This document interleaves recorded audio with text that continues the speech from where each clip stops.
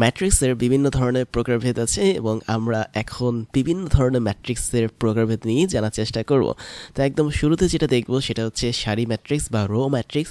Row matrix বা সারি ম্যাট্রিক্সের খুব সুন্দর একটা বৈশিষ্ট্য হচ্ছে কি, যে সমস্ত ম্যাট্রিক্সে কেবল একটা মাত্র রো থাকবে তারাই হচ্ছে রো ম্যাট্রিক্স বা সারি ম্যাট্রিক্স। যেমন আমি যদি একটা ম্যাট্রিক্স লিখি, এখানে ধরা যাক ই হচ্ছে একটা ম্যাট্রিক্স, এবং এই ম্যাট্রিক্সটা আমরা কীভাবে লিখি, অবশ্যই থার্ড ব্র্যাকেট দিয়ে লিখি, এবং এই থার্ড ব্র্যাকেটের মাঝে আমি একটা মাত্র রোকে রাখলাম।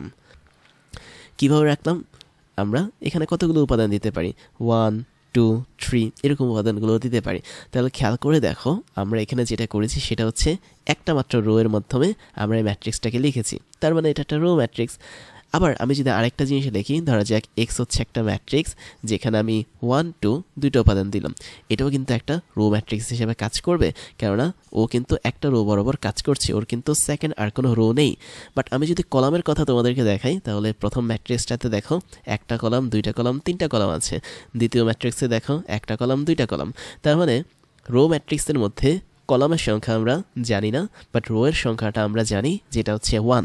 তাহলে আমি বলতে পারি না রো ম্যাট্রিক্স বা সারি ম্যাট্রিক্সের ক্ষেত্রে আমরা যদি এম ক্রস এন লিখি, তাহলে এম এর মানটা অল টাইম 1 হবে, আর এন এর মানটা যা খুশি হতে পারে। তাহলে রো ম্যাট্রিক্সের একটা ভালো বৈশিষ্ট্য হচ্ছে কি, ওর অর্ডার বা ক্রম হচ্ছে 1 ক্রস এন, যেখানে এন এর মানটা যা খুশি হতে পারে, এটা ইনফিনিটি পর্যন্ত যেতে পারে, আমরা জানি না। তাই যদি তখন কখনো তোমরা এরকম একটা সিঙ্গেল লাইনে অনেকগুলো উপাদান দেখো ম্যাট্রিক্সে, তাহলে ধরে নিবে সেটা হচ্ছে কি সারি ম্যাট্রিক্স বা রো ম্যাট্রিক্স। একই রকমভাবে আরেকটা ম্যাট্রিক্স আছে, সেটা হচ্ছে কলাম ম্যাট্রিক্স, জাস্ট রো ম্যাট্রিক্সের অপোজিটটা। এটা কিভাবে কাজ করে, যদি আমি একটা ম্যাট্রিক্স ধরি ই, এবং আমি যদি এখানে একটা মাত্র কলাম রাখি, কথার কথা এটা একটা কলাম, 2 4 6 আমি তিনটা উপাদান রাখলাম একটা কলামে, তাহলে এটাকে আমরা এখন কলাম ম্যাট্রিক্স বলবো, কেননা এখানে কলামের সংখ্যা অনলি একটা। যেহেতু আমরা দেখতে পাচ্ছি এখানে রো একটা আছে, দুইটা আছে, তিনটা আছে, রো যতগুলো থাকুক সমস্যা নেই, বাট কলাম কিন্তু একটাই। তো যখন কোনো একটা ম্যাট্রিক্সে একটা কলাম থাকবে, ওটাই হচ্ছে কি কলাম ম্যাট্রিক্স। তো কলাম ম্যাট্রিক্সের ক্ষেত্রে তাহলে আমরা কোনটাকে ফিক্সড করে ফেলবো, আমরা অবশ্যই এম ক্রস এন অর্ডারের মধ্যে এই এনটাকে ফিক্সড করে ফেলবো। তাহলে এন এর মানটা এখন কত হবে, অনলি 1 হবে। তাহলে কলাম ম্যাট্রিক্সের ক্রম কোনটা, অবশ্যই এম ক্রস 1।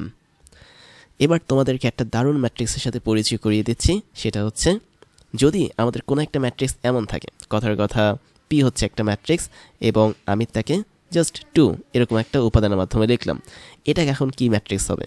খেয়াল করো, এখানে কিন্তু রো আছে একটা, কলাম আছে একটা, তার মানে এটা একটা বিশেষ ধরনের ম্যাট্রিক্স, যে ম্যাট্রিক্সে একই সাথে রো আছে এবং কলামও আছে, বাট তাদের সংখ্যাটা কিন্তু একটা করে। তার মানে এটা হচ্ছে 1 ক্রস 1 ক্রমের ম্যাট্রিক্স। তাহলে আমি বলতে পারি না এই যে ম্যাট্রিক্সটা আমরা দেখলাম একটা মাত্র উপাদানের, এটা এমন একটা ম্যাট্রিক্স যেটা একই সাথে রো ম্যাট্রিক্স হিসেবেও কাজ করে, কলাম ম্যাট্রিক্স হিসেবেও কাজ করে।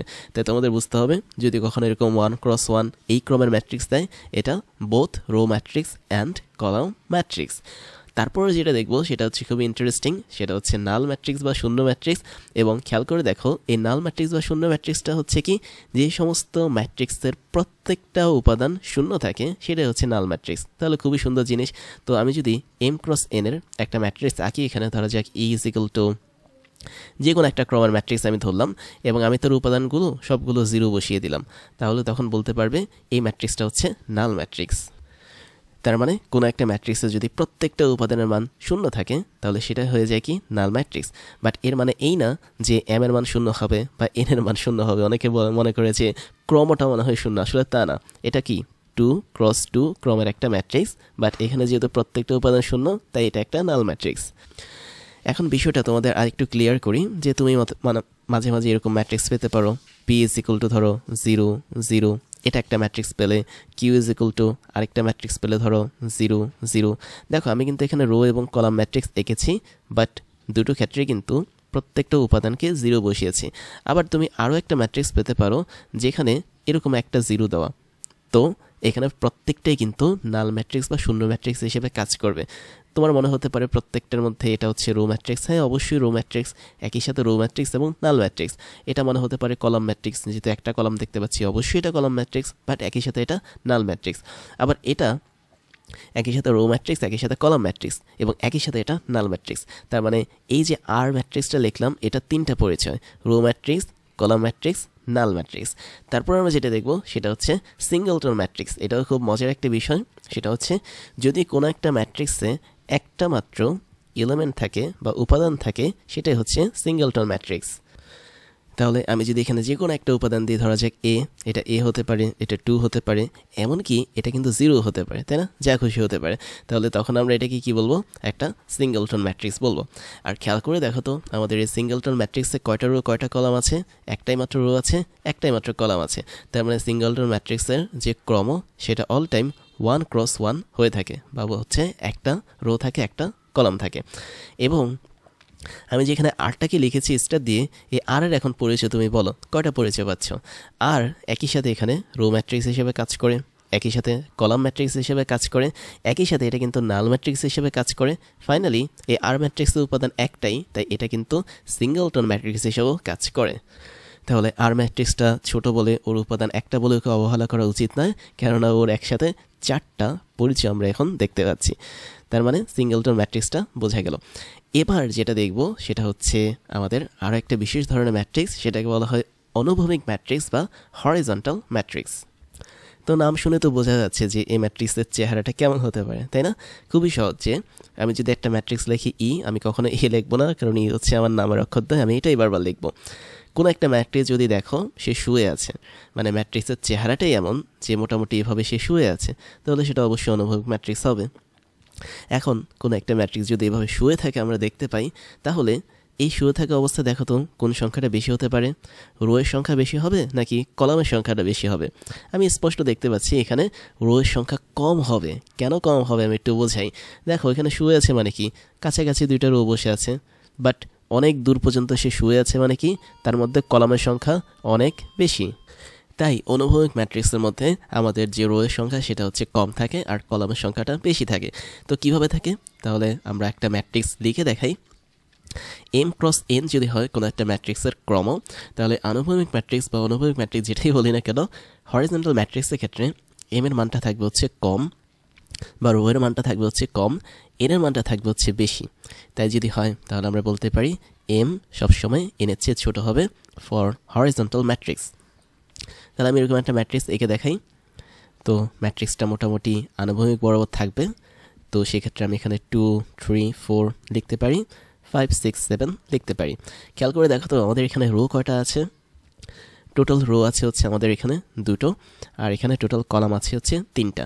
তাই এই ধরনের ম্যাট্রিক্সগুলো হচ্ছে অনুভূমিক ম্যাট্রিক্স, যেখানে এম এর মান বা রো এর মানটা, মানে রো এর ম্যাক্সিমাম মান আর কি, কলামের মানের চেয়ে কম থাকে।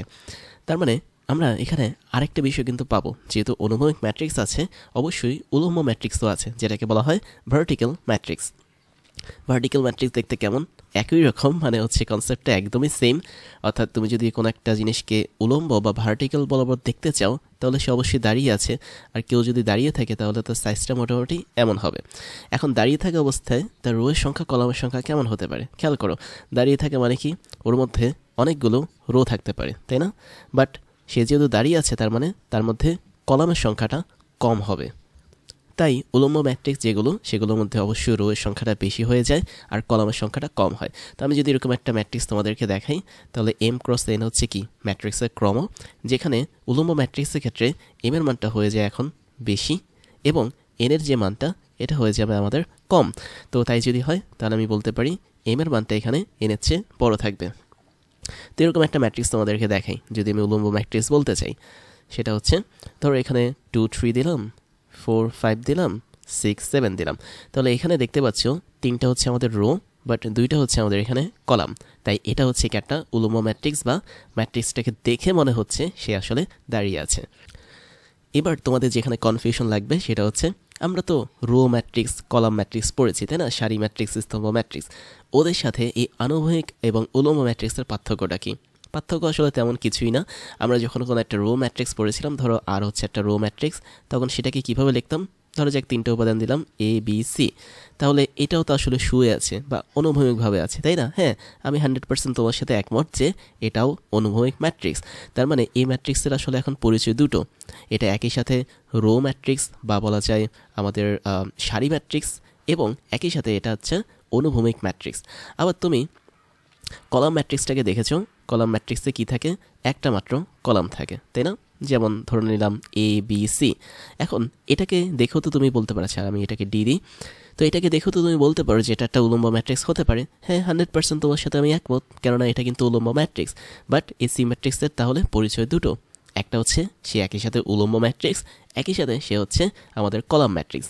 কিন্তু আমাদের রো আর কলাম ম্যাট্রিক্সে একটা জিনিস ফিক্সড থাকে, সেটা হচ্ছে কি এম এবং এন এর মানটা ফিক্সড থাকে। যদি একটু মনে করে দেখো, আমাদের এখানে কিন্তু রো একটা, বাট কলামের সংখ্যা আমরা জানি না, তাই এন এর মানটা যা খুশি হতে পারে। আবার কলাম ম্যাট্রিক্সে আমাদের যে রো তার সংখ্যা আমরা জানি না, বাট কলামের সংখ্যা কিন্তু একটা ফিক্স থাকে। কিন্তু আমাদের এখানে অনুভূমিক ম্যাট্রিক্স এবং উলম্ব ম্যাট্রিক্সের মধ্যে কিন্তু এম আর এন এর মান 1ও হতে পারে, 2ও হতে পারে, যা খুশি হতে পারে। তার মানে এম আর এম এর মানটা, মানে এম আর এন এর মানটা কিন্তু ফিক্সড না। বাট আমাদের রো ম্যাট্রিক্সে কিন্তু এম এর মানটা ছিল ফিক্সড, যেটা 1, এবং কলাম ম্যাট্রিক্সে কিন্তু এন এর মানটা ছিল ফিক্সড, যেটা ছিল 1। কিন্তু উলম্ব আর আনুভূমিক ম্যাট্রিক্সে যেটা দেখছি সেটা হচ্ছে এম আর এম এর মানটা একদম ফিক্সড না, এটা চেঞ্জ হতে পারে, 1 2 3 4 যা খুশি হতে পারে। তাহলে এটাই হচ্ছে আমাদের বেসিক পার্থক্য। তাহলে আমরা বলতে পারি না সকল রো ম্যাট্রিক্স বা সকল কলাম ম্যাট্রিক্সই নিয়ে একটা কথা, যে সকল রো ম্যাট্রিক্সে হচ্ছে কি আমাদের অনুভূমিক ম্যাট্রিক্স, বাট সকল অনুভূমিক ম্যাট্রিক্স কিন্তু আমাদের রো ম্যাট্রিক্স না। আবার আমরা বলতে পারি সকল কলাম ম্যাট্রিক্স হচ্ছে আমাদের উলম্ব ম্যাট্রিক্স, বাট সকল উলম্ব ম্যাট্রিক্স কিন্তু আমাদের কলাম ম্যাট্রিক্স হবে না। এই জিনিসগুলো তো আমাদের আইডিয়া রাখতে হবে। তার মানে আমরা অনুভূমিক এবং উলম্ব ম্যাট্রিক্সের ক্ষেত্রে এম আর এন এর মানটা জাস্ট ফিক্সড পাবো না, ভ্যারিয়েবল পাবো। ভ্যারিয়েবল মানে হচ্ছে যার মানটা বারবার ভ্যারি করবে। তারপর খুবই পপুলার একটা ম্যাট্রিক্স দেখব, কেননা এই ম্যাট্রিক্সের অনেকগুলো বাচ্চা কাচ্চা আছে, শাখা প্রশাখা আছে, যাই হোক, সেটা হচ্ছে আমাদের স্কোয়ার ম্যাট্রিক্স বা বর্গ ম্যাট্রিক্স।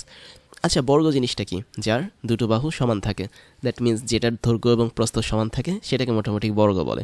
তো আমি ট্রাই করি একটা বর্গ আঁকার, মোটামুটি এরকম একটা বর্গ আমরা আঁকতে পারি, তাই না? তাহলে বর্গের বাহু থাকে কি এ এ, এবং বর্গের যে ক্ষেত্রফল সেটা থাকে এ স্কোয়ার, ছোটোবেলার পড়ালেখা আর কি। তো এখন বর্গ ম্যাট্রিক্স আসলে কি ঘটে? বর্গ ম্যাট্রিক্স দেখতে আসলে বর্গের মতো। এখন একটা জিনিস কখন বর্গের মতো হবে? যখন তার দুটো বাহু সমান হবে, দুটো সাইড। এবং আমরা ম্যাট্রিক্সের সাইড বলতে কি বুঝি? অবশ্যই রো এবং কলামকে বুঝি। তাহলে আমরা কোনো একটা ম্যাট্রিক্সের কথা যদি বলি, তাকে যদি বর্গ হতে হয়, তাহলে অবশ্যই তার রো এবং কলাম সমান সংখ্যা থাকতে হবে, তবেই সে বর্গ ম্যাট্রিক্স হবে। তাহলে বর্গ ম্যাট্রিক্সের মেন বিষয়টা হচ্ছে কি আমাদের এম এবং এন এই দুটাকে সমান থাকতে হবে। তাহলে এম এর মানটা যদি আমাদের কথার কথা ধরে নিলাম 2 হয়, এন এর মানটাও কী হতে হবে? 2 হতে হবে। তাহলে কোনো একটা ম্যাট্রিক্সে যদি সর্বোচ্চ সংখ্যক রো এর মান এবং সর্বোচ্চ সংখ্যক কলামের মান সমান যদি হয়, তবেই সেই ম্যাট্রিক্সটা হচ্ছে বর্গ ম্যাট্রিক্স। তাহলে আমি যদি একটা বর্গ ম্যাট্রিক্সের উদাহরণ দিই, ধরা যাক এ বি সি ডি। তাহলে খেয়াল করে দেখো, আমাদের এখানে কিন্তু দুইটা রো আছে, দুইটা কলাম আছে। যদি খেয়াল করতে না পারো তাও দেখিয়ে দিচ্ছি, এই হচ্ছে দুইটা রো এবং এই হচ্ছে আমাদের দুইটা কলাম। তো এখন এই বর্গ ম্যাট্রিক্সের বিশেষত্ব কি? বিশেষত্ব হচ্ছে কি একটাই জাস্ট, সেটা হচ্ছে এম এর মান আর এন এর মানটা সমান হবে। তাই তোমরা বর্গ ম্যাট্রিক্সকে basically m into m matrix হিসেবেও বলতে পারো, that means m into m, অথবা এন ইন্টু এন হিসেবেও বলতে পারো, কেননা আমাদের এম আর এন এর মানটা দুটোই সমান থাকে। এবার একটু ডিপ নলেজ দিই তোমাদেরকে। ডিপ নলেজটা হচ্ছে, আমি যদি কোনো একটা ম্যাট্রিক্স ধরে নিলাম, কি ধরবো? অ্যাজ ধরি। তো অ্যাজ বলতে কিন্তু আবার স্পেসিফিক কারণ নামের অক্ষর নয়, তো এটা নিয়ে রাজনীতি করার কিছু নেই, আমার মনের মতো আমি এসটাকে দিলাম। তো আমি একটা বর্গ ম্যাট্রিক্স আঁকার ট্রাই করি, এবং এই বর্গ ম্যাট্রিক্সের প্রত্যেকটা উপাদানদেরকে তোমরা একটু খেয়াল করে দেখবে। দ্যাট মিন্স আমি এখানে যদি একটা 3x3 বর্গ ম্যাট্রিক্স আঁকার চেষ্টা করি, তাহলে দেখো উপাদানগুলো কীভাবে বসে। প্রথম উপাদানটার যে নাম সেটাকে আমরা কী দিই? প্রথম রো প্রথম কলাম।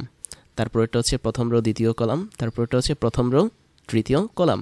সেম, এটা হচ্ছে দ্বিতীয় রো প্রথম কলাম, দ্বিতীয় রো দ্বিতীয় কলাম, দ্বিতীয় রো তৃতীয় কলাম। আর এটা হচ্ছে তৃতীয় রো প্রথম কলাম, তৃতীয় রো দ্বিতীয় কলাম, তৃতীয় রো তৃতীয় কলাম। এই যে আমি মাঝখানে এ লিখেছি, তো এটাকে আমি কিভাবে লিখেছি? আই এবং জে এটার সাপেক্ষে লিখেছি, তাই না? অর্থাৎ প্রথম অংশ হচ্ছে আই, দ্বিতীয় অংশ হচ্ছে জে। খেয়াল করে দেখো তো, আমি যদি এখানে একদম প্রাথমিক কর্ণ, যেটাকে বলা হয় মুখ্য কর্ণ, মুখ্য কর্ণটা আমি একটু এঁকে দিই, তাহলে বুঝতে পারবে। কোনো একটা বর্গ ম্যাট্রিক্সে কিন্তু একটা কর্ণ থাকে, এটা হচ্ছে আমাদের মুখ্য কর্ণ, এই বরাবর। আরেকটা কর্ণ থাকে যেটাকে বলা হয় গৌণ কর্ণ, এই বরাবর, বাট এটাকে নিয়ে কাজ করা হয় না, খুব কম কাজ করা হয়। তো আমরা মুখ্য কর্ণ নিয়ে কাজ করব। এখন মুখ্য কর্ণটা যদি একটা আয়না হয়, তাহলে খেয়াল করে দেখতে পাবে এই আয়নার দুই পাশে কিন্তু প্রতিবিম্ব দেখা যাচ্ছে। কিভাবে? এই পাশটা হচ্ছে 1 2, ঠিক ওই পাশটা হচ্ছে কি 2 1, এটা একটা প্রতিবিম্ব। এই পাশটা হচ্ছে 1 3, আবার এই পাশটা হচ্ছে কি 3 1, এই পাশটা আবার হচ্ছে 2 3, এই পাশটা হচ্ছে কি 3 2। তার মানে এই বর্গ ম্যাট্রিক্সের মধ্যে একটা উপাদান যদি আই জে হয়, এর প্রতিবিম্ব উপাদানটা কিন্তু জে আই হবে, যদি আমরা কর্ণ বরাবর বা মুখ্য কর্ণ বরাবর একটা মিরর বা আয়নাকে কল্পনা করি। এবং যখন এই উপাদানগুলো এভাবে বসবে তখন তাদেরকে বলা হয় অনুবন্ধী উপাদান বা কনজুগেট উপাদান। তার মানে এখানে এ অফ আই জে এটার অনুবন্ধী হচ্ছে এ অফ জে আই, অথবা বলা যায় এ অফ জে আই এটার অনুবন্ধী হচ্ছে কি এ অফ আই জে। এখন তোমাদের মনে হতে পারে হয়তো তাদের মানটাও বিপরীত হবে, আসলে তা না। তুমি এখানে এ অফ 1 2 এর জায়গায় 2 বসালা, এ অফ 2 1 এর জায়গায় 5 বসালা, এটা তোমার ইচ্ছা, মানে প্রশ্নকর্তার ইচ্ছে আর কি। মান যে সেম হবে তা না, বাট তাদের পজিশনটা কিন্তু সেম না, জাস্ট অপোজিট পজিশন। তার মানে এ অফ 1 2 মানে হচ্ছে কি প্রথম রো দ্বিতীয় কলাম, বাট এ অফ 2 1 মানে হচ্ছে কি দ্বিতীয় রো প্রথম কলাম। তার মানে এখানে যে অনুবন্ধীটা হয়েছে এটা তাদের অবস্থানের উপর ভিত্তি করে হয়েছে। তাহলে বর্গ ম্যাট্রিক্সের একটা বড় বৈশিষ্ট্য হচ্ছে কি মুখ্যকর্ণ বরাবর যেই উপাদানগুলো থাকে একে অপরের অপোজিট সাইডে তাদের অবস্থানটা আসলে অনুবন্ধী হয়, নট তাদের মান অনুবন্ধী হয়। মানের কথা কিন্তু বলিনি আমি, এখানে আইজি এর কথা বলেছি, মানে কি তাদের রো এবং কলামের কথা বলেছি। আরেকটা বিষয় হচ্ছে কি এই যে বর্গ ম্যাট্রিক্সটা আমরা দেখলাম, এই বর্গ ম্যাট্রিক্সের মধ্যে কিন্তু এমনও কিছু উপাদান আছে যে উপাদানের জন্য আই এর মান আর জি এর মানটা সমান হয়। তার মানে রো এর সংখ্যা এবং কলামের সংখ্যা কি সমান হয়। সেটা কোন বরাবর হয়? অবশ্যই আমাদের এই মুখ্য কর্ণ বরাবর হয়। খেয়াল করো মুখ্য কর্ণ বরাবর আমরা কতগুলো উপাদানকে পেয়েছিলাম, A of 1 1, A of 2 2, A of 3 3। তার মানে এভাবে আমি যদি এই ক্রমটাকে আরও বেশি পরিমাণ বাড়াই তাহলে একটা সময় কিন্তু আমরা এমনও উপাদান পাবো যেটা হবে এ অফ এম এম অথবা এ অফ এন এন, কারণ আমরা জানি বর্গ ম্যাট্রিক্সের জন্য এম আর এন কি সমান। এবং এই যে আমরা এখানে মুখ্য কর্ণ বরাবর কতগুলো এলিমেন্ট পেলাম বা ম্যাট্রিক্সের উপাদান পেলাম, এদেরকে বেসিক্যালি আমরা ডায়াগোনাল এলিমেন্ট বলে থাকি বা কর্ণের উপাদান বলে থাকি। আরেকটা ইন্টারেস্টিং ফ্যাক্ট হচ্ছে শুধুমাত্র বর্গ ম্যাট্রিক্সের জন্যই এই ধরনের ডায়াগোনাল এলিমেন্ট বা মুখ্য কর্ণের উপাদান পাওয়া যায়, অন্য কোনো ম্যাট্রিক্সের জন্য কিন্তু পাওয়া যায় না। দ্যাট মিনস তুমি যদি কখনো এম নট ইকুয়াল এন এরকম কোনো একটা ম্যাট্রিক্স যদি কল্পনা করো, সেই ম্যাট্রিক্সের কিন্তু এরকম উপাদান থাকবে না, বলা যায় ডায়াগোনাল উপাদান বা কর্ণ থাকবে না। কেননা m is equal to n হচ্ছে স্কোয়ার ম্যাট্রিক্স বা বর্গ ম্যাট্রিক্সের মূল শর্ত। যদি কখনো m is not equal to n হয় তবে আমরা যে ম্যাট্রিক্সটা পাবো সেটা আর যাই হোক কখনো স্কোয়ার ম্যাট্রিক্স হবে না, সেই ম্যাট্রিক্সটা হবে one kind of rectangular matrix বা আয়তাকার ম্যাট্রিক্স। এবং আয়তাকার ম্যাট্রিক্স কেমন তোমরা অলরেডি জানো। আয়ত মানে হচ্ছে কি নর্মালি এটাকে আয়ত বলতে পারো, অথবা আমি যদি এটাকে বলি এটাকে আয়ত বলতে পারো। তো এরকম আয়তাকার ম্যাট্রিক্স পাওয়া যাবে। আর আয়তাকার ম্যাট্রিক্সের ক্ষেত্রে কখনোই মুখ্য কর্ণ থাকে না বা কোনো টাইপের এরকম কর্ণ কিন্তু থাকে না। হ্যাঁ, আমরা জ্যামিতিতে যখন এঁকেছিলাম তখন কর্ণ এঁকেছিলাম, বাট ম্যাট্রিক্সের ক্ষেত্রে আমরা এরকম কর্ণের যে উপাদান আছে সেগুলো পাবো না যদি আমাদের আয়তাকার ম্যাট্রিক্স চলে আসে। ফাইনালি তোমাদের সাথে একটা ছোট্ট বিষয় শেয়ার করি, সেটা হচ্ছে আমরা যে এখানে অনুবন্ধী এলিমেন্টগুলো পেলাম, দ্যাট মিনস অবস্থানের সাপেক্ষে অনুবন্ধী যে এ অফ আই জি এর মতো করে এ অফ জি আই বসে, এটা কেবলমাত্র স্কোয়ার ম্যাট্রিক্সে দেখা যায়। যখন তোমাদের m is not equal to n হবে, দ্যাট মিনস কোনো একটা ম্যাট্রিক্সের রো আর কলাম সংখ্যা যখন সমান হবে না, অথবা কোনো একটা ম্যাট্রিক্স যদি আয়তকার ম্যাট্রিক্স হয়, ওই সমস্ত ম্যাট্রিক্সের ক্ষেত্রে কিন্তু আমরা এই অনুবন্ধী বা কনজুগেট এলিমেন্টগুলোর অবস্থান পাবো না। যেমন খুব সহজ একটা জিনিস, আমি যদি পি একটা ম্যাট্রিক্সকে ধরি, ধরা যাক এই ম্যাট্রিক্সটা হচ্ছে 2 3 4, আর এই ম্যাট্রিক্স আচ্ছা আমি 2 3 4 না দিয়ে অবস্থান দিলাম এ অফ ধরো 1 1, এ অফ 1 2, এ অফ 1 3, আর এখানে ধরো এ অফ 2 1, এ অফ 2 2, আর এখানে ধরো এ অফ 2 3। তো এটা কিন্তু একটা স্বাভাবিক ম্যাট্রিক্স, বাট এটা কিন্তু কোনো বর্গ ম্যাট্রিক্স না। তো এখানে তুমি কিন্তু কোনো কর্ণ খুঁজে পাবে না, কেননা কর্ণ আঁকতে হলে কি করতে হয়, এটার ঠিক পরপর নিচে আরেকটা এলিমেন্ট রাখতে হয়। কিন্তু তুমি এখানে মাঝখানে কোনো এলিমেন্ট পাচ্ছ না, বাট এর পরের একটা এলিমেন্ট পাচ্ছ এ অফ 2 3। তার মানে এখানে কি কর্ণ পসিবল না। আবার এখানে কিন্তু তুমি যে একটা কর্ণ আঁকবে, আঁকার পর দুই সাইডে যে কনজুগেট দেখতে পাবে সেটাও কিন্তু পসিবল না। হয়তো তুমি মনে করতে পারো এ অফ 1 2, এ অফ 2 1 এটা কিন্তু কনজুগেট বা হচ্ছে অনুবন্ধী, বাট এ অফ 1 3 আর এ অফ 2 2 এটা কি অনুবন্ধী? অবশ্যই না, কারণ তুমি এখানে এ অফ 3 1 পাচ্ছ না। তার মানে আমরা বলতে পারি শুধুমাত্র অনুবন্ধী অবস্থানের উপাদানগুলো বর্গ ম্যাট্রিক্সে থাকে আর অন্য কোনো ম্যাট্রিক্সে থাকে না। তো এগুলো যদি ক্লিয়ার হয়ে থাকে আমরা বর্গ ম্যাট্রিক্সটাকে আরেকটু কাটাছেঁড়া করব। বর্গ ম্যাট্রিক্সের বেসিক্যালি দুটো ভাগফল আছে, একটা হচ্ছে আমাদের কর্ণ ম্যাট্রিক্স এবং আরেকটা হচ্ছে আমাদের ত্রিভুজাকার ম্যাট্রিক্স বা ট্রায়াঙ্গুলার ম্যাট্রিক্স। তো আমরা প্রথমে কর্ণ ম্যাট্রিক্স নিয়ে একটু জানার চেষ্টা করি। তো কর্ণ ম্যাট্রিক্স নিয়ে আমরা আলাদাভাবে যদি জানার চেষ্টা করি তাহলে আমি বলবো কর্ণ ম্যাট্রিক্স হচ্ছে ওয়ান কাইন্ড অফ বর্গ ম্যাট্রিক্স বা স্কোয়ার ম্যাট্রিক্স, যেহেতু স্কোয়ার ম্যাট্রিক্সেরই দুটা ভাগ হচ্ছে ট্রায়াঙ্গুলার এবং ডায়াগোনাল। তো কর্ণ ম্যাট্রিক্সটা আসলে এমন যে যদি আমি একটা ম্যাট্রিক্স ধরি স্কোয়ার ম্যাট্রিক্স, তাহলে অবশ্যই বর্গ ম্যাট্রিক্স বা স্কোয়ার ম্যাট্রিক্সের মধ্যে একটা জিনিস কনফার্ম যে ওর যেই ক্রমটা আছে সেই ক্রম দুটো সমান হবে। এবং বর্গ ম্যাট্রিক্সে আরেকটা জিনিস ছিল, সেটা হচ্ছে মুখ্য কর্ণ ছিল। এবং একই সাথে এই মুখ্য কর্ণের মান কিছু একটা হবে, বাট মুখ্য বর্ণ বাদে অন্য কোনো উপাদানের কোনো মান থাকবে না, তাদের মানটা 0 থাকবে, তারাই হচ্ছে কর্ণ ম্যাট্রিক্স। তো আমি একটা এক্সাম্পল লিখি তাহলে সহজ হবে। ধরা যাক 3 0 0 0 1 0 0 0 2। খেয়াল করে দেখো আমাদের এখানে এটা একটা বর্গ ম্যাট্রিক্স এবং এই বর্গ ম্যাট্রিক্সটা হচ্ছে আমাদের 3x3 বর্গ ম্যাট্রিক্স। তো কর্ণ বরাবর শুধুমাত্র উপাদানগুলোর মান আছে, বাট কর্ণ বাদে বাকি যে উপাদানগুলো ছিল তাদের কিন্তু কোনো মান নেই। তাই যদি থাকে তাহলে আমরা এটাকে সরাসরি ডায়াগোনাল ম্যাট্রিক্স বা কর্ণ ম্যাট্রিক্স বলতে পারি। এখন এটা তো খুব সহজ জিনিস যে দেখলে আমরা চিনে ফেলবো কর্ণ ম্যাট্রিক্স দেখতে কেমন, বাট এর মধ্যে কিছু কাহিনী আছে। কাহিনীগুলো হচ্ছে কি, যে আমরা তো অলরেডি দেখেছি যে কোনো একটা ম্যাট্রিক্সকে প্রকাশ করার জন্য কী কী দরকার হয়। আমরা ভেতরে মানগুলো দিয়ে দেখাই তোমাদেরকে।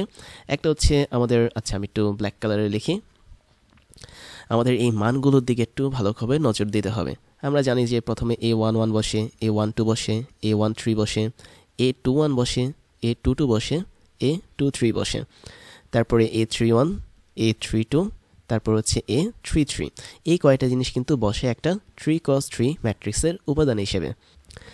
খেয়াল করে দেখো তো, আমি যদি কর্ণ ম্যাট্রিক্সটাকে ধরে নিয়ে আসি তাহলে কর্ণ ম্যাট্রিক্সের জন্য আমি কি পাবো? আমি পাবো কেবলমাত্র A11, A22, A33, এভাবে যতই সামনের দিকে আগাবো A ধরে নিলাম, অথবা ANN তোমাদের ইচ্ছে ধরতে পারো। এদের সবার কিন্তু মান থাকবে বা ম্যাগনিটিউড থাকবে, বাট বাকিগুলোর কি কোনো মান থাকবে? অবশ্যই থাকবে না। দ্যাট মিন্স কর্ণ বরাবর যেই সিকোয়েন্সটা আছে তাদেরই শুধুমাত্র মান থাকবে, বাকিদের মান 0 থাকবে। এখন কর্ণ বরাবর যে সিকোয়েন্সটা আমরা পেলাম, এটাকে খুব শর্টকাটে কিভাবে আমরা প্রকাশ করতে পারি? আমরা প্রকাশ করতে পারি I ধারা অথবা J ধারা, তাই না? যেখানে I এবং J এর মানটা কি সমান। তার মানে আমি যদি বলি I এবং J যেটার কথাই বলি না কেন, এই দুটোর মান যেহেতু সমান কর্ণ বরাবর, তাই এদের মানটাই হচ্ছে কি থাকবে। আমি আরেকটু সহজ করে দিই, দেখো এখানে A11 মানে কি AIJ, এবং এখানে I এর মানটাও কি 1, J এর মানটাও কি 1। তার মানে I আর J এর মানটা যেহেতু সমান, বা বলা যায় আমাদের কর্ণ ম্যাট্রিক্সের ক্ষেত্রে যে সমস্ত অবস্থানে I আর J এর মানটা সমান, সেই সমস্ত অবস্থানে আমরা কর্ণ ম্যাট্রিক্সে মান পাবো।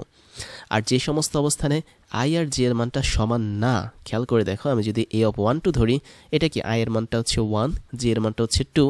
আবার A13 যদি ধরি, I এর মানটা হচ্ছে 1, J এর মানটা হচ্ছে 3। তার মানে I is not equal J। সেই সমস্ত উপাদানের ক্ষেত্রে আমরা যে মানটা পাবো ম্যাট্রিক্সে, ওই উপাদানের মানগুলো হবে 0। তো এটাকে আমি যদি একদম সংক্ষেপে লিখি বা তোমাদের জন্য যদি আমি সুবিধাজনকভাবে লিখি, তাহলে আমি বলতে পারবো কর্ণ ম্যাট্রিক্সের ক্ষেত্রে AI যেটা এবং J যে সমস্ত জায়গায় আছে, যেহেতু I আর J হচ্ছে সমান, এদের অবশ্যই মান থাকবে, 100% মান থাকবে। কিন্তু যে সমস্ত জায়গায় I আর J থাকছে, সেই সমস্ত জায়গায় 0 বসে যাবে। IJ মানে হচ্ছে কি, যেখানে রো এবং কলাম সংখ্যাটা সেম না। তো একটা ম্যাট্রিক্সে যে সমস্ত জায়গায় রো আর কলাম সংখ্যাটা সেম, একটা বর্গ ম্যাট্রিক্সে আর কি, তো সেই সমস্ত জায়গায় যদি মান থাকে তবে সেটাকে আমরা কর্ণ ম্যাট্রিক্স বলতে পারি। এখন এই কর্ণ ম্যাট্রিক্সকে বিশেষভাবে লেখা হয়। কিভাবে লেখা হয় একটু দেখিয়ে দিই।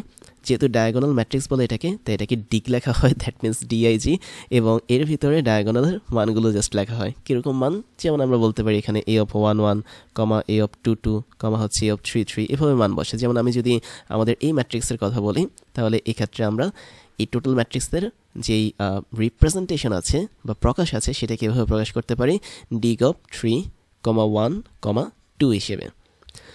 কাজে যদি তোমরা এরকম কোনো একটা প্রকাশ পেয়ে যাও প্রশ্নের মধ্যে, তাহলে মনে রাখবে এটা একটা কর্ণ ম্যাট্রিক্সের কথা প্রকাশ করেছে, যার মুখ্য কর্ণ বরাবর এই 3টে উপাদান আছে, যেখানে A11 হচ্ছে 3, A22 হচ্ছে আমাদের 1, A33 হচ্ছে কি আমাদের 2। এবার আমরা একটা চ্যালেঞ্জ দেখি। চ্যালেঞ্জটা হচ্ছে কি, ধরো তোমাকে আমি এরকম একটা ম্যাট্রিক্স দিলাম, ধরো তোমার নামের প্রথম অক্ষর হচ্ছে এস, এবং তোমার এখানে একটা ম্যাট্রিক্সের মান দিলাম কথার কথা 7।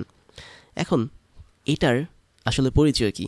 এই ম্যাট্রিক্সটা কর্ণ ম্যাট্রিক্স হবে নাকি হবে না, অথবা এই ম্যাট্রিক্সটা বর্গ ম্যাট্রিক্স হবে নাকি হবে না, এটা বের করতে হবে। এবং আরেকটা বিষয় হচ্ছে কি, কোনো একটা ম্যাট্রিক্স তখনই কর্ণ ম্যাট্রিক্স হবে যখন সে বর্গ ম্যাট্রিক্স হবে, কেননা বর্গ ম্যাট্রিক্সের একটা প্রকারভেদ হচ্ছে কি কর্ণ ম্যাট্রিক্স। তাই কর্ণ ম্যাট্রিক্স হতে হলে প্রথম কন্ডিশন হচ্ছে তাকে অবশ্যই স্কোয়ার ম্যাট্রিক্স বা বর্গ ম্যাট্রিক্স হতে হবে। তো আমরা এখন এই চ্যালেঞ্জটা একটু দেখি। যেহেতু এর মধ্যে জাস্ট একটাই উপাদান আছে এবং আমরা বলতে পারি এখানে একটা রো একটা কলাম আছে, তো এই ম্যাট্রিক্সটা হচ্ছে কি 1x1 ক্রমের ম্যাট্রিক্স।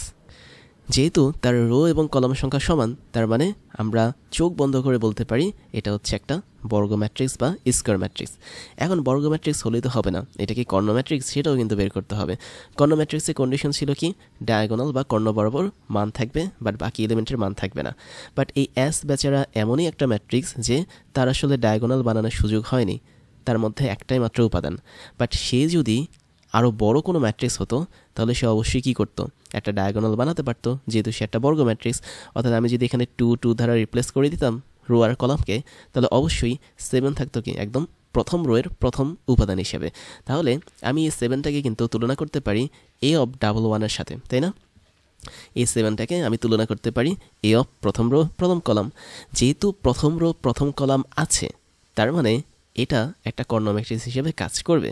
কেননা আমি যদি তাকে সুযোগ দিতাম, আমি তার 1x1কে যদি বাড়িয়ে 2x2 করে দিতাম, তখনও কিন্তু A11 এই কন্ডিশনে 7টা বসে থাকতো।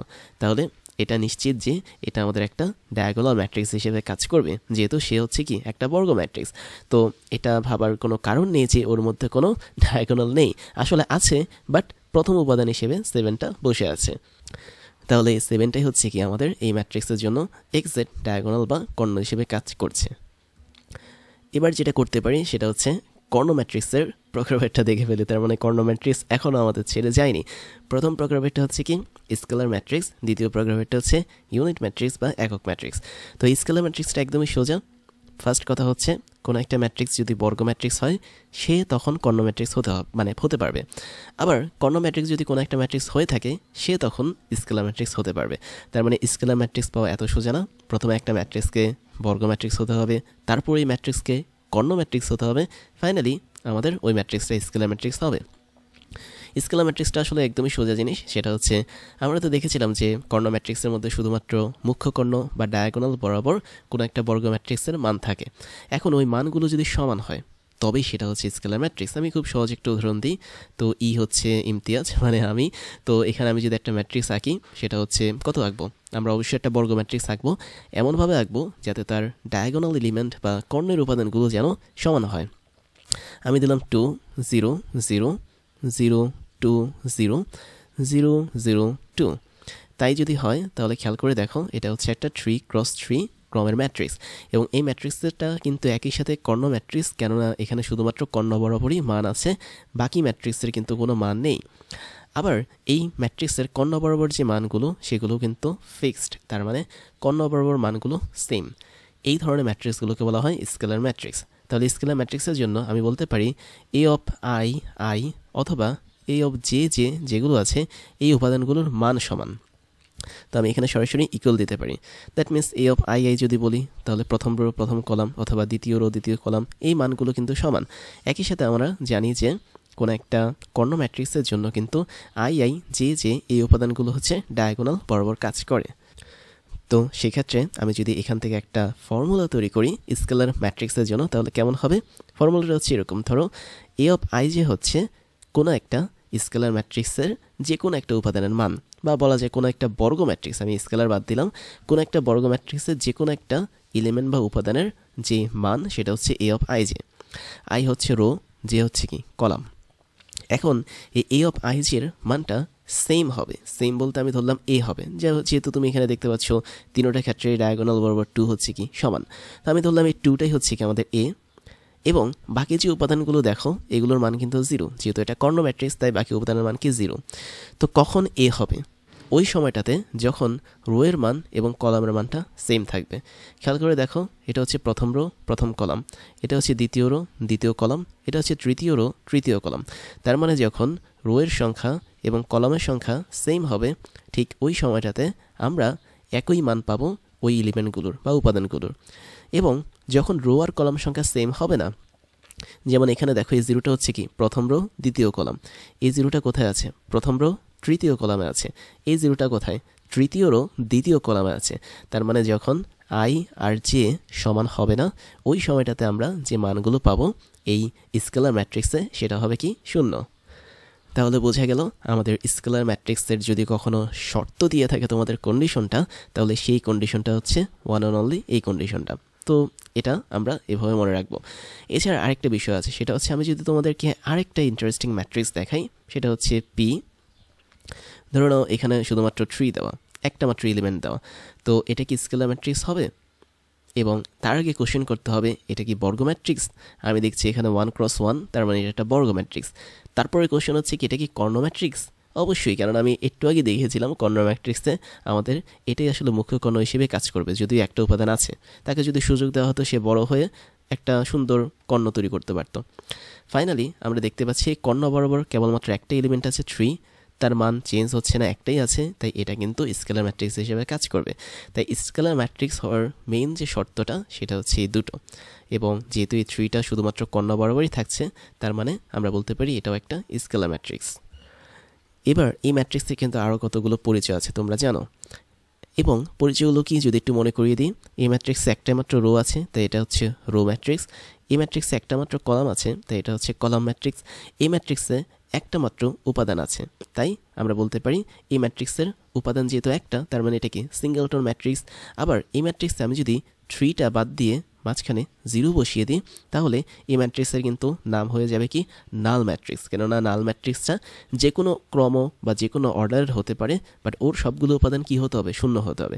তার মানে আমি যদি p = 0 লিখি, এই ম্যাট্রিক্সের কয়টা পরিচয় পেলাম? রো ম্যাট্রিক্স, আমি একটু লিখি আসলে, রো ম্যাট্রিক্স, কলাম ম্যাট্রিক্স, নাল ম্যাট্রিক্স, সিঙ্গেলটন ম্যাট্রিক্স। ফাইনালি এটা হচ্ছে একটা স্কোয়ার ম্যাট্রিক্স, এসকিউ লিখলাম। এটা একটা ডায়াগোনাল ম্যাট্রিক্স, কর্ণ লিখলাম। এবং এটা ফাইনালি একটা স্কেলার ম্যাট্রিক্স। তাহলে এই ছোট্ট জিনিসটাকে অবহেলা করা যাবে না, যদিও উপাদান একটা, তাও এর কিন্তু অনেকগুলো পরিচয়। তো এটা কিন্তু সাদিয়া না, ঠিক আছে, এটা হচ্ছে নট সাদিয়া, এটা হচ্ছে এসকিউ মানে স্কোয়ার ম্যাট্রিক্স, আর দিয়া মানে হচ্ছে ডায়াগোনাল ম্যাট্রিক্স বা কর্ণ ম্যাট্রিক্স। তারপরে আরেকটা ইন্টারেস্টিং ম্যাট্রিক্স আছে, সেটা একটু দেখে ফেলি। সেটা হচ্ছে আমাদের একক ম্যাট্রিক্স বা ইউনিট ম্যাট্রিক্স। তো একক ম্যাট্রিক্স বলতেও কিন্তু আমরা খুব সহজ জিনিস বুঝবো, এটা এত জটিল কিছু নেই।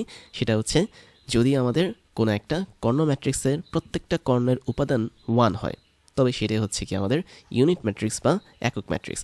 তো কীভাবে হতে পারে, ধরা যাক আরও একবার একটা ছোট্ট ম্যাট্রিক্স ধরি, 2 × 2 ম্যাট্রিক্স। তো আমি ধরলাম 1 0, আর একটা হচ্ছে 0 আর 1। তো খেয়াল করো, এটা হচ্ছে আমাদের 2x2 ক্রমের ম্যাট্রিক্স, এবং এখানে কিন্তু ডায়াগোনাল বা কর্ণ বরাবর প্রত্যেকটা উপাদানের মান সমান, এবং একই সাথে তাদের মানটা হচ্ছে কি 1। তাই যদি হয় তাহলে সেটা হবে কি ইউনিট ম্যাট্রিক্স বা একক ম্যাট্রিক্স। তাহলে একক ম্যাট্রিক্সটাকে আমরা কিভাবে লিখতে পারি? আমরা লিখতে পারি যে a অফ i, যে আমি একটু ভিন্ন কালারে লিখি। তাহলে ইউনিট ম্যাট্রিক্স বা একক ম্যাট্রিক্সের যে সত্য সেটা হচ্ছে প্রত্যেকটা উপাদান হবে হচ্ছে a অফ i j, এটা থেকে আমাদের কোনো সন্দেহ নেই। এবং এই a অফ i j এর মান দুইটা হতে পারে, হয় তার মান 1 হবে অথবা তার মান 0 হবে। কখন তার মান 1 হবে? যখন আমরা দেখব যে তার রো সংখ্যা এবং কলাম সংখ্যা সমান, তার মানে কর্ণ বা ডায়াগোনাল বরাবর প্রত্যেকটা সংখ্যা যখন সমান, তার মানে i যখন j এর সমান হবে, তখন আমাদের এই একক ম্যাট্রিক্সের মান হবে 1, মানে উপাদানের মান হবে হচ্ছে 1। যখন আমাদের রো এবং কলাম সংখ্যা সেম হবে না, তখন তার উপাদানের মানগুলো হবে কি 0। তো তুমি স্পষ্ট এখানে দেখতে পাচ্ছ যে আমাদের এখানে 1 হচ্ছে কি a অফ 1 1 বা প্রথম রোর প্রথম কলাম, তাহলে রো আর কলামের মানটা মিলেছে, তাই ওর মান হয়েছে কি 1। আবার দ্বিতীয়তে দেখতে পাচ্ছ 0, এখানে হচ্ছে প্রথম রো দ্বিতীয় কলাম, তার মানে i আর j এর মানটা কিন্তু মিলে নেই, তাই তার মানটা হয়ে গেছে কি 0। তাহলে এটা হচ্ছে কি আমাদের একক ম্যাট্রিক্সের একটা খুব সুন্দর উদাহরণ। এবার বর্গ ম্যাট্রিক্সের আরও দুটো প্রকারভেদ আছে, একটা হচ্ছে উদ্ধ ত্রিভুজাকার ম্যাট্রিক্স আর একটা হচ্ছে নিম্ন ত্রিভুজাকার ম্যাট্রিক্স। দ্যাট মিনস আমরা বর্গ ম্যাট্রিক্সে একটা প্রকারভেদ দেখেছিলাম, সেটা ছিল ত্রিভুজাকার ম্যাট্রিক্স বা ট্রায়াঙ্গুলার ম্যাট্রিক্স। ওটারই দুটো পার্ট নিয়ে এখন আমরা জানবো। তো ঊর্ধ্ব ত্রিভুজাকার ম্যাট্রিক্স মানে হচ্ছে কি, অবশ্যই ম্যাট্রিক্সটাকে বর্গ ম্যাট্রিক্স হতে হবে, এবং এই বর্গ ম্যাট্রিক্সে যে মুখ্য কর্ণটা থাকবে সেই কর্ণের উপরের দিকের উপাদানগুলোর মান থাকবে, বাট নিচের দিকের যে উপাদান আছে তাদের কোনো মান থাকবে না। মানে বিষয়টা একটু এরকম, আমি জাস্ট একটু আঁকি। ধরা যাক ই হচ্ছে আমাদের একটা বর্গ ম্যাট্রিক্স, এবং এই বর্গ ম্যাট্রিক্সটা হচ্ছে 3x3 ম্যাট্রিক্স। এবং আমরা যেটা করি সেটা হচ্ছে প্রথমে আমরা ডায়াগোনালটা এঁকে ফেলি। ডায়াগোনাল বরাবর কী থাকে, সিম্পলি a(1 1), a(2 2), a(3 3) এই জিনিসটা থাকে, এবং এটা হচ্ছে 3x3 ম্যাট্রিক্স। তো ঊর্ধ্ব ত্রিভুজাকার ম্যাট্রিক্সের মেইন যে বৈশিষ্ট্যটা সেটা হচ্ছে কি, সেটা হচ্ছে মুখ্য কর্ণ বরাবর নিচের দিকে সব জিরো থাকবে। দ্যাট মিনস এখানে একটা জিরো থাকবে, এখানে দুটো জিরো থাকবে। তার মানে আমি যদি একটু সাজিয়ে লিখি তাহলে দেখতে পাচ্ছ যে তোমরা মানে যেই মুখ্য কর্ণটা আছে বা প্রিন্সিপাল ডায়াগোনাল যেটা আছে সেই বরাবর নিচে সবগুলো উপাদান জিরো থাকবে। আর উপরের উপাদান যেগুলো সেগুলো জিরো থাকতেও পারে, নাও থাকতে পারে, আমরা জানি না। দ্যাট মিনস a(1 2), a(1 3), তারপর হচ্ছে a(2 3), এদের মান যা খুশি হতে পারে। তাহলে এখান থেকে কিন্তু আমরা একটা শর্ত বা কন্ডিশন তৈরি করতে পারি যে আমরা দেখতে পাচ্ছি আমাদের এখানে কিন্তু প্রত্যেকটা উপাদানকে a(ij) দিয়ে প্রকাশ করা হয়, এবং এই ij উপাদানটা তখনই জিরো হবে যখন আমাদের i এর মানটা বড় হবে j এর মানের চেয়ে। কীভাবে আমি এটা বললাম খেয়াল করে দেখো, আমরা এই যে এই সমস্ত জায়গায় জিরো লিখেছি, এই সমস্ত জায়গায় আমি এক্সাক্ট মানগুলো লিখি। এটা ছিল কি আমাদের a(2 1), আর এটা ছিল কি a(3 1), দ্যাট মিনস 3 নম্বর রো 1 নম্বর কলাম, আর এটা ছিল কি a(3 2). খেয়াল করে দেখো তো, আমরা এখানে যেই গ্রিন কালারের জিনিসগুলো লিখেছি বা উপাদানগুলো লিখেছি, প্রত্যেকটা উপাদানের মধ্যে কিন্তু i এর মানটা বড়, বাট j এর মানটা ছোট। i বলতে আমি বোঝাচ্ছি হচ্ছে রো এর সংখ্যা, আর j বলতে আমি বোঝাচ্ছি হচ্ছে কলামের সংখ্যা। তাই যদি হয় তাহলে একটা ঊর্ধ্ব ত্রিভুজাকার ম্যাট্রিক্সের মধ্যে i এর মানটার চেয়ে যদি j এর মানটা বড় হয়, ওই সমস্ত ক্ষেত্রে আমাদের এলিমেন্টের মানটা কী হবে, 0 হবে। তো এটা হচ্ছে আমাদের ঊর্ধ্ব ত্রিভুজাকার ম্যাট্রিক্সের মেইন যেই বিষয়বস্তু সেটা। এখন আমরা কিন্তু আরেকটা জিনিস বলতে পারি, সেটা হচ্ছে যদি কোনো মতে আমাদের উপরে, আচ্ছা আমি এখানে উপরের জিনিসগুলো চেঞ্জ না করে আমরা এক্সাম্পল দিই, তাহলে তোমাদের বুঝতে সুবিধা হবে। তো এটা ছিল 1 2। আমরা একটা এক্সাম্পল নিয়ে আসি। ধরা যাক পি হচ্ছে একটা নর্মাল ম্যাট্রিক্স, এবং এই ম্যাট্রিক্সটা হচ্ছে একটা 3x3 ম্যাট্রিক্স, এবং আমি ম্যাট্রিক্সটার প্রথমে কর্ণের মানটা দিয়ে দিলাম। ধরো 2 3 4 কর্ণ ছিল। তো ঊর্ধ্ব ত্রিভুজাকার ম্যাট্রিক্সের মেন বৈশিষ্ট্যটা হচ্ছে কি, আমাদের যে সমস্ত জায়গায় রো এর সংখ্যার চেয়ে কলামের সংখ্যা বেশি থাকবে ওই সমস্ত উপাদানের ক্ষেত্রে কিন্তু আমাদের জিরো বসবে। এবং উপরে আমি কথার কথা এই দুটো জিরো দিলাম, বাট এটা আমি 3 দিলাম। তো এখন বলো তো, এটা কি একটা ঊর্ধ্ব ত্রিভুজাকার ম্যাট্রিক্স হবে? অবশ্যই হবে। কেন?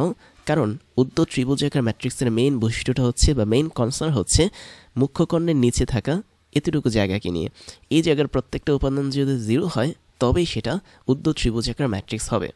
কিন্তু আমরা দেখতে পাচ্ছি উপরের এতটুকু যে উপাদান আছে বা এই ট্রায়াঙ্গেলটা যে আছে, এই ট্রায়াঙ্গেলে দুটো উপাদান জিরো হলেও একটা উপাদান কিন্তু 3। তার মানে যেহেতু মিনিমাম একটা উপাদান এখানে জিরো হয়নি, তাই বলা যায় এটা একটা ঊর্ধ্ব ত্রিভুজাকার ম্যাট্রিক্স। এবং আমরা যদি সেম ওয়েতে নিম্ন ত্রিভুজাকার ম্যাট্রিক্সটা প্রকাশ করতে চাই, তাহলে সেটাকে কীভাবে প্রকাশ করব? ধরা যাক নিম্ন ত্রিভুজাকার ম্যাট্রিক্সটা আমি আরও একটা 3x3 ম্যাট্রিক্স আঁকছি, এবং এই ম্যাট্রিক্সে আমি নাম দিলাম, ধরো কর্ণের নাম হচ্ছে কি a(1 1), a(2 2), a(3 3). তো আমরা এই ঊর্ধ্ব ত্রিভুজাকার ম্যাট্রিক্সের ঠিক অপোজিটটা এখানে দেখতে পাবো। দ্যাট মিনস নিম্ন ত্রিভুজাকার ম্যাট্রিক্সে কী ঘটে, এখানে মুখ্যকর্ণের যে উপরের অংশটা আছে, বা বলা যায় মুখ্যকর্ণের উপরে ট্রায়াঙ্গুলার শেপে যে অংশটা আছে, এখানে সব কিছু জিরো বসবে। দ্যাট মিনস এই উপাদানগুলো জিরো বসবে। আর নিচের যে উপাদান আছে এদের মান জিরো হতেও পারে, নাও হতে পারে। দ্যাট মিনস আমি যদি একটু দেখাই তোমাদের, এটা ছিল আমাদের কত, a(2 1), এটা ছিল আমাদের a(3 1), আর এটা হচ্ছে a(3 2). তো এখানে মুখ্যকর্ণ হচ্ছে আমাদের মাঝখান বরাবর। তো এই মুখ্যকর্ণ বরাবর উপরের সাইডে যে ট্রায়াঙ্গুলার অংশটা আছে এদের মান অবশ্যই জিরো হতে হবে। যদি জিরো না হয় তাহলে তারা নিম্ন ত্রিভুজাকার ম্যাট্রিক্স হবে না। বাট এই নিচের মানগুলো কিন্তু জিরো হতেও পারে, নাও হতে পারে। তো সেরকমই একটা এক্সাম্পল দেখাই। ধরা যাক এটা আরও একটা এক্সাম্পল, এবং আমি এখানে প্রথমে কর্ণের নাম দিলাম হচ্ছে, মানে মান দিলাম 2 3 4, এবং আমি উপরের সবগুলোকে এখন জিরো বসিয়ে দিলাম। তার মানে এটা দেখলেই বোঝা যায় এটা হচ্ছে নিম্ন ত্রিভুজাকার ম্যাট্রিক্স। এবং আমি করলাম কি, এখানেও জিরো দিলাম, এখানেও জিরো দিলাম, এখানে সিম্পলি 1 দিলাম। তারপরেও কিন্তু আমরা বলবো এটা একটা নিম্ন ত্রিভুজাকার ম্যাট্রিক্স, বিকজ আমাদের এখানে উপরের যে ট্রায়াঙ্গেলটা আছে এই ট্রায়াঙ্গেল বরাবর টোটালটাতে 0 মানগুলো কাজ করেছে।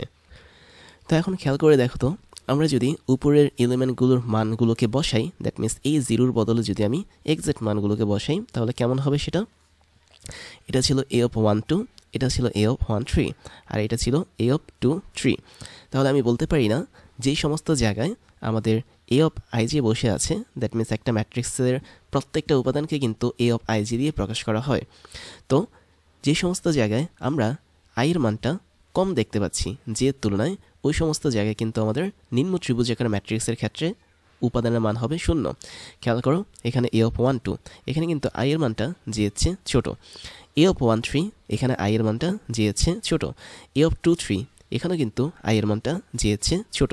তো ওই সমস্ত ক্ষেত্রে যদি আমাদের 0 চলে আসে, তাই আমরা বলতে পারি ওই ওই ম্যাট্রিক্সগুলো হচ্ছে লোয়ার ট্রায়াঙ্গেল ম্যাট্রিক্স বা নিম্ন ত্রিভুজাকার ম্যাট্রিক্স। ফাইনালি যেটা তোমাদেরকে জানাবো সেটা হচ্ছে উচ্চ ত্রিভুজাকার ম্যাট্রিক্স বলি আর নিম্ন ত্রিভুজাকার ম্যাট্রিক্স বলি, যেটাই বলি না কেন, প্রত্যেকটা ম্যাট্রিক্স কিন্তু এসেছে ত্রিভুজাকার ম্যাট্রিক্স থেকে, এবং ত্রিভুজাকার ম্যাট্রিক্সটা কিন্তু আমাদের বর্গ ম্যাট্রিক্সের একটা প্রকারভেদ ছিল। তার মানে কোনো একটা ম্যাট্রিক্স যদি কর্ণ ম্যাট্রিক্স হয়, কোনো একটা ম্যাট্রিক্স যদি এরকম ত্রিভুজাকার ম্যাট্রিক্স হয়, তাহলে অবশ্যই তাকে প্রথমে বর্গ ম্যাট্রিক্স হয়ে আসতে হবে, তারপরে তাকে পরবর্তী ম্যাট্রিক্সগুলো ফলো করতে হবে।